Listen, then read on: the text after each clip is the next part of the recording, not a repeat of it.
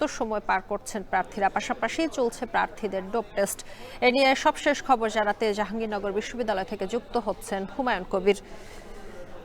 হুমায়ুন, জানাবেন শেষ দিনে প্রচার কেমন চলছে, সেই সঙ্গে ডোপ টেস্টে প্রার্থীরা স্বতঃস্ফূর্তভাবে অংশ নিচ্ছেন কিনা। আরও একটি তথ্য আমাদেরকে জানাবেন, সেটি হচ্ছে অমর্ত্য রায় প্রার্থিতা ফিরে পাওয়ায় ভোটের সমীকরণে কি ধরনের প্রভাব পড়তে পারে।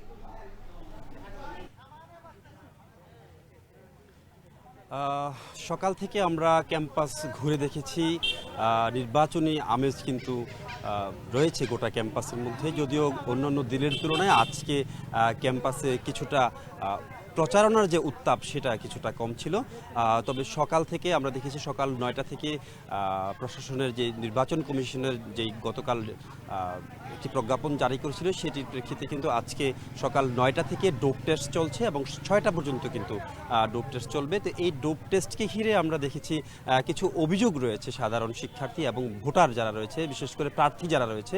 প্রার্থীরা বলছেন এই ডোপ টেস্টের যে সরাসরি যে নজরদারি সেটি কিন্তু করা হচ্ছে না, অব্যবস্থাপনার যে একটি বিষয় সেটি পরিলক্ষিত হয়েছে। কারণ স্যাম্পল কালেক্টের ক্ষেত্রে কিন্তু কোনো ধরনের নিরাপত্তার যে একটি বিষয় সেটি কিন্তু আসলে দেখা হচ্ছে না, যে কারণে কিন্তু একজনের স্যাম্পল আরেকজন দিয়ে দিতে পারে এমন একটি শঙ্কার কথা কিন্তু বলা হচ্ছে। আর এছাড়া অন্য কোনো সমস্যা কিন্তু পরিলক্ষিত হয়নি। আর প্রার্থিতা ফিরে পাওয়ার পরে আসলে ভোটের সমীকরণে তেমন কোনো প্রভাব পড়বে না এমন কথাই কিন্তু আমরা শিক্ষার্থীদের কাছে জানতে পেরেছি।